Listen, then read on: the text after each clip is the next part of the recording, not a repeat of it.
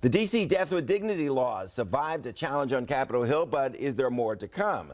D.C. Congressional Delegate Eleanor Holmes Norton joins us live. You tell me it's not over. Is that correct? It's not over. There's more to come. But look at this round one. Why did we win round one? Well, they only had 30 days to get it done, but they didn't even try to get it done. And the reason is that there are 24 Republicans from 6 states that have death with the dignity acts. We were ready for them. They are known to be inconsistent sometime between themselves and us, but how bad would they have looked? So they're trying to sneak it into an appropriation bill, and we're ready to fight that too. And what else is in the pipeline? What comes up next that they'll try and knock down to score some points back home? Well, what they're doing, the first thing to understand, Bruce, is that D.C. residents have finally gotten indignant. They got indignant first when there seemed to be an intimation that the Committee of Jurisdiction, Chaffetz's committee, was going to look at the operations and the budget of the D.C. government. That's straight into home rule. Then we began to have people tweet, come to the Congress. Then came death with dignity. So you have, for the first time since I've been in Congress, a aroused D.C. public who's willing to come to Congress, who's willing to do something. I tell you, it's been pretty lonely up here. Some of these same bills have been put in, and you never heard from D.C. Maybe it's the Trump effect, but we're hearing from D.C. now. And for the people just getting here, you've been in Congress how long now? More than a quarter of a century. And I remember your first campaign. That's how long I've been around. Let me ask you some of these national questions now.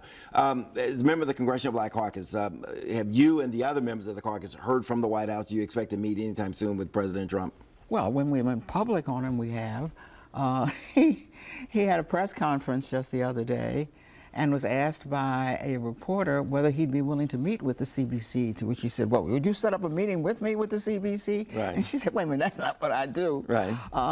And then at that point, the CBC began to tweet that on November 20th, we asked for a meeting and hadn't heard from him. Now we've heard from him, and frankly, I think he wants to have a meeting with the CBC, and we got to be very careful. I think he wants the window dressing of 49 African-American members of Congress trailing in to see him. Now, I'm going to go, but we have got to protect ourselves. Our people are going to kill us if we don't make it clear what we're there for, and his agenda is awful. We've seen it online. Yeah, you better come away with something. You better not be used as window dressing. Exactly, and I don't think we're going to come away with very much. I think it'll be his usual vague stuff, his agenda. But then Maxine Waters says, then why meet? She says she's not going to meet with him.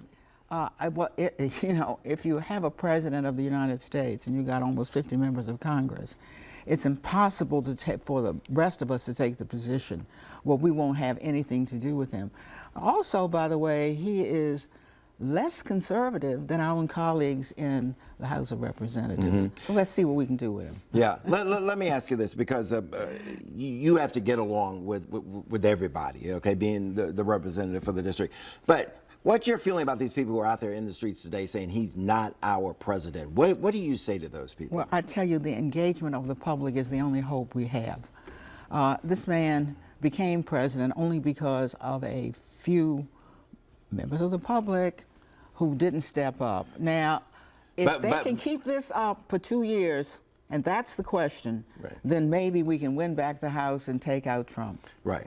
But he is the president. He's our president. It has to be dealt with. Right. You can't say, I'm sorry, I'm out of here until 4 years from now. Right. I just want to make sure I got your position straight there. You're not out there like Maxine Waters and some others. He's your president. You recognize him. Not my president, but I will go to see him. He ain't my president either. Right. But she goes so far as to say she won't have anything to do with him. Right. Well, you know, he may have something to do with the district, and I don't want to be in a position that I can't engage him. By the way, it's my bill that's a Trump hotel.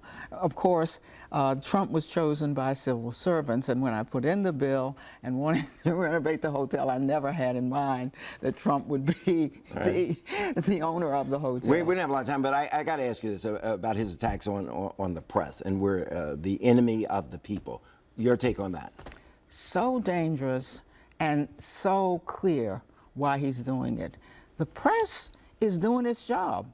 You know, when he tells a lie, they say it was a lie, don't call it that. So why is he doing it? And he's doing it because He believes that if he gets out there enough and makes himself the source of news, that people will begin to ignore the press. Right. Think again. I don't think it'll ever happen. Ignore us, listen to him. Yeah. He's got the word for you. He is the source. D.C. Congressional Delegate Eleanor Holmes, thank you very much. Candid as always.